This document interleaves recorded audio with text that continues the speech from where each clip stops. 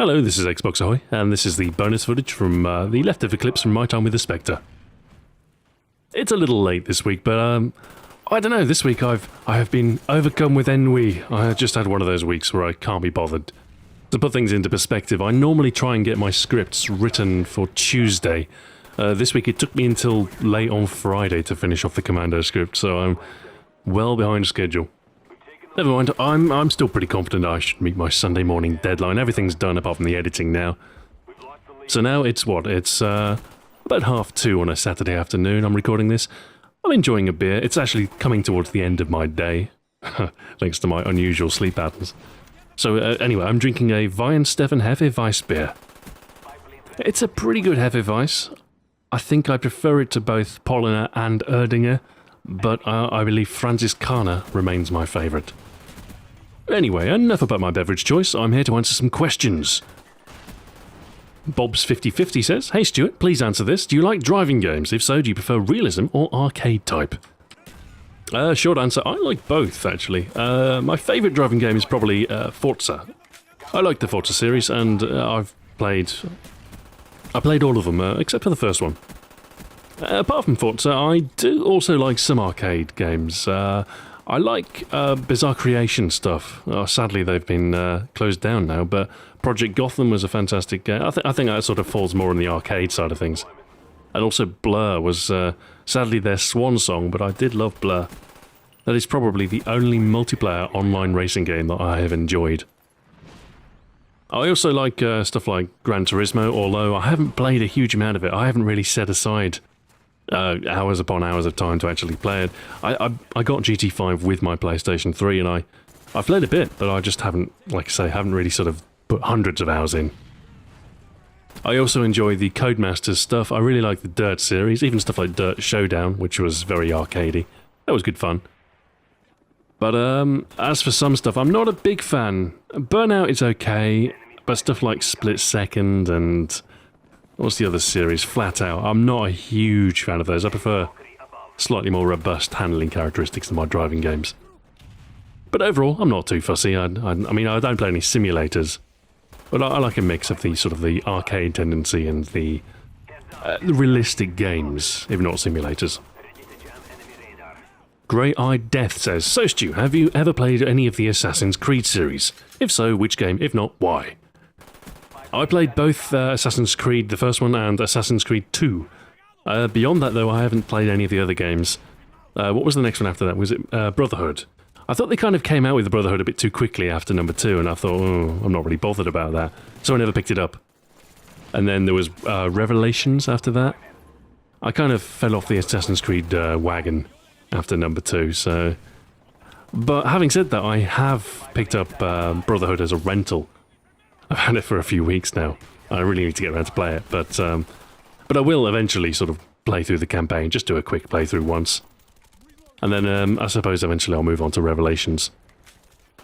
As for Assassin's Creed 3, I'm not super excited, I've got to admit.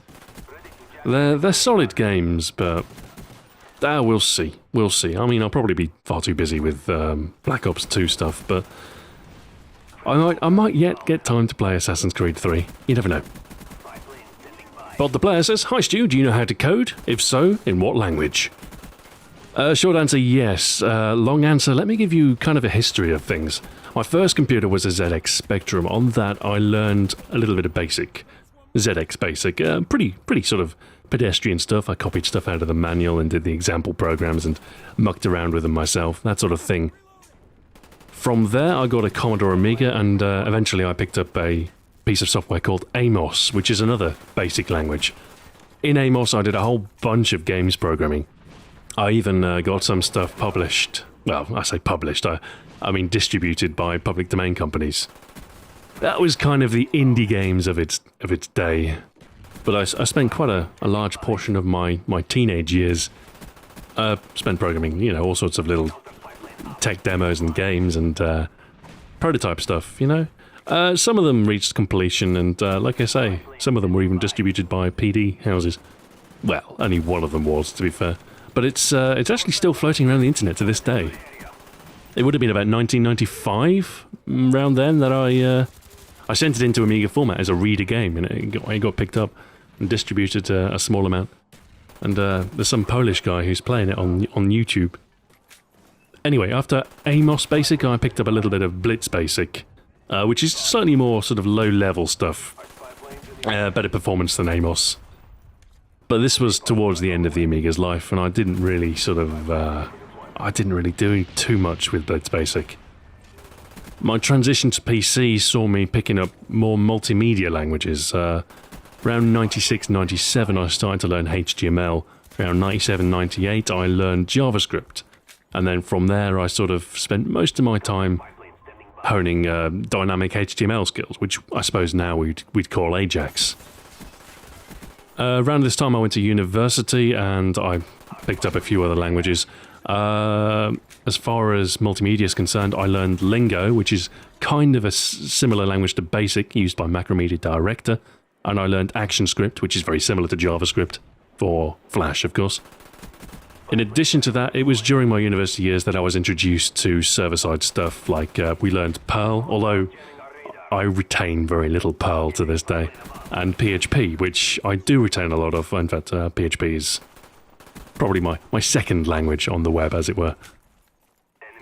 In addition to this, I also taught myself ASP, which turned out to be pretty useful, as my first job was maintaining a website in VBScript with ASP.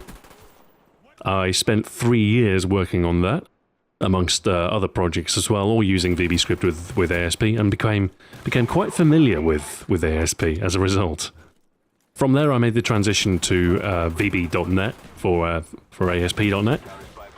And in my second place of work, everything was done in .NET in C#, which wasn't something I'd done before, but I picked it up pretty quickly, and I'd consider myself, well, definitely with the language of C#, I'm pretty familiar, and most of the web libraries. A couple of years ago, I also tried to get back into games programming with the XNA framework in C#.NET, but I'd love to do it, but it requires such an investment of time, and I just basically need to spend like a couple of years. And when you've got to support yourself and, you know, earn money, it's just not financially viable to sort of wholly embrace games programming as a hobby. So that's a brief history. That's a brief history of my programming skills and stuff like that. I realise I included HTML, which is a markup language, not a programming language, but it's an important sort of linchpin for the web stuff that I do. All right, next question. Callum15121990 says, "What guns left now?" Mercifully few. We are in the final straight. We've got the Commando, we've got the China Lake, Stoner 63, HS10, PSG1, CZ75, Kypris, and the G11. And then that's it. That's it, I'm done. According to my calculations, that gives me about 3 to 4 weeks, assuming I do one every Sunday from now until whenever I'm finished. That gives me about 3 to 4 weeks gap before Black Ops 2 is released. And of course I'll be using this time to A, take a break, and B, prepare for the Black Ops 2 stuff that I'll be doing. As for whether I'll be doing it on YouTube or not, I can't give you a definitive answer because nothing has been decided. I'm just going to play it by ear, not going to worry about it too much. I'm just going to keep on trucking, putting out videos on Sunday until I finish this series, and then we'll see. We'll see. Mr. GottaGo34 says, "Stu, did you know in Black Ops 2 you are going the prestige to get everything for your guns, because once you reach level 55 you will not have everything unlocked? What are you going to do about that, Sideface?" Short answer, I'm going to begrudgingly prestige. Hopefully it's not too much of a slog. I mean, I'll be playing the game a lot anyway, and if I get a certain degree of flexibility when it comes to unlocking stuff, and if I start out with the starter weapons and sort of make sure I plan it properly, hopefully I won't be left in a situation where I've got to level up 50 levels to get what I need. But yeah, we'll see. Thankfully there are no pro perks to unlock, which takes away one of the sort of discouraging factors from prestiging. But I don't know, we'll see. Obviously if I can't get what I need, I will have to prestige, which will be a pain. Okay, next up, Sao Paulo or Bust says, "Hey Stuart, what do you think of Counter-Strike Global Offensive?" I think it's pretty good fun. I bought it for the PC, not for the Xbox, because, I mean, it's a Counter-Strike game. I mean, come on. And I think I've played about, maybe, 18 hours of it? Now, I will admit, most of that's playing against bots. Not because I'm bad at the game, just because I kind of want to sort of re-hone my skills with the mouse and keyboard. It's been a while since I've played a serious first-person shooter like that. I reckon I'm at a competitive level now. I should probably just dive in and play in pubs, but... As far as the game's concerned, I'm not a big fan of no respawn modes. I don't like dying and then having to watch other people play. It's just, I mean, I prefer kind of a constant action, arena style. I am an Unreal Tournament fan at heart. Give me Insta-Tube rifles on something like Deck 16, or I like Morpheus. That was a good map. And I shall be pretty happy. I've played an inordinate amount of Bombing Run on Anubis as well. But as far as CSGO is concerned, I do quite like gun games, or arms race, whatever it's called.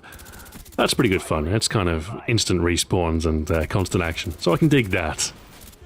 I just wish they had kind of like a free-for-all mode with class loadouts. You know, kind of like COD, but with CSGO mechanics.